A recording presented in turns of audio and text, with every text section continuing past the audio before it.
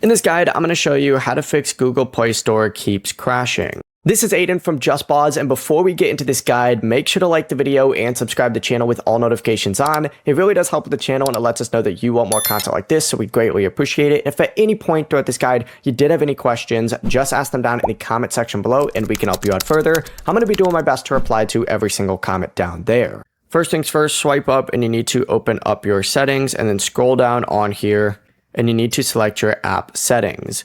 Go ahead and either find and select Google Play Services or just search for Google Play Services and open it up. And in the bottom right, you need to select Force Stop. Hit OK, and then after you do that, go ahead and go to Storage, open that up, and in the bottom right, choose Clear Cache.